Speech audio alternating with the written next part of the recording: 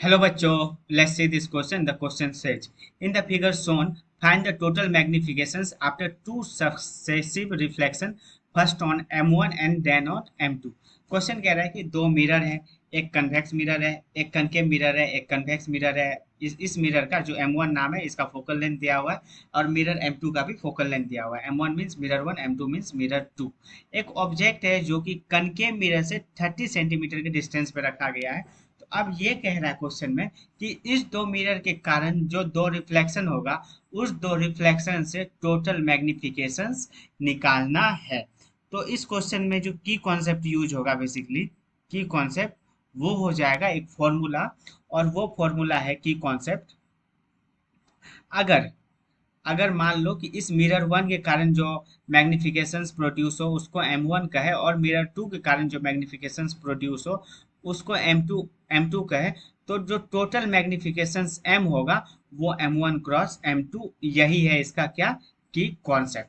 तो अब समझते हैं कैसे M1 M2 निकालेंगे। तो M1 M2 निकालने के लिए हम लोग क्या करेंगे ना,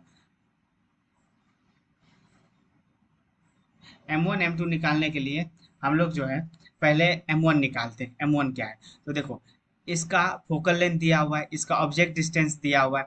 तो इसके कारण जो इमेज डिस्टेंस बनेगा जिसको 1/v1 कहेंगे वो हो जाएगा 1/f माइनस 1/u के बराबर। 1/f हो जाएगा मेरा यहाँ पे 1/-20, क्योंकि इसका फोकल लेंथ दिया हुआ है। वैसे इमेज डिस्टेंस हो जाएगा 1/-30, तो ये आ गया 1/30। इस दोनों का एलसीएम लिए तो 60 आ गया, यहाँ आ गया -3 + 2, ये आ गया -1/60। तो यहाँ से जो इमेज डिस्टेंस इसके कारण जो मिरर M1 के कारण जो इमेज बना वो -60 सेंटीमीटर पे बना। तो इसका मतलब है कि जो इमेज यहाँ से बना होगा ना ये 60 सेंटीमीटर लेफ्ट में बना। तो 60 सेंटीमीटर यहाँ कहीं बना होगा 60 सेंटीमीटर पे। ठीक है। तो अगर 60 सेंटीमीटर यहाँ से बना तो इस ये इमेज जो है इस मिरर M2 के लिए ये ऑब्जेक्ट का काम करेगा। तो मिरर M2 के लिए ऑब्जेक्ट डिस्टेंस क्या हो जाएगा, इस मिरर से ये डिस्टेंस। तो ये देखो 40 तो यहाँ से है, तो ये आ गया इसके लिए क्या, इसके लिए अगर U2 से डिनोट करें तो U2 आ गया कितना, 20 सेंटीमीटर के बराबर। इसका फोकल लेंथ दिया हुआ है 10 सेंटीमीटर।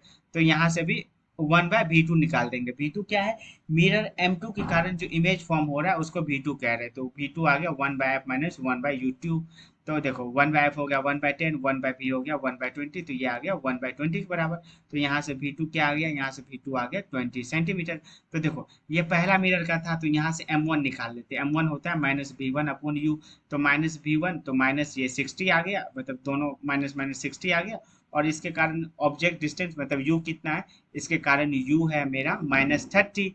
तो ये दोनों आपस में कटा कुटा तो -2 आ गया। और इसके कारण यहाँ से मैग्निफिकेशन 2 निकाल देते हैं। मैग्निफिकेशन हो जाएगा -v2/u2।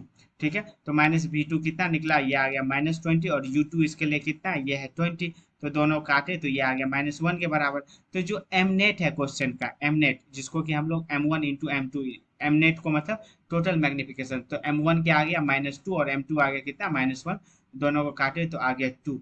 तो hence option number C is the right answer. Hope you understood it well. Best of luck.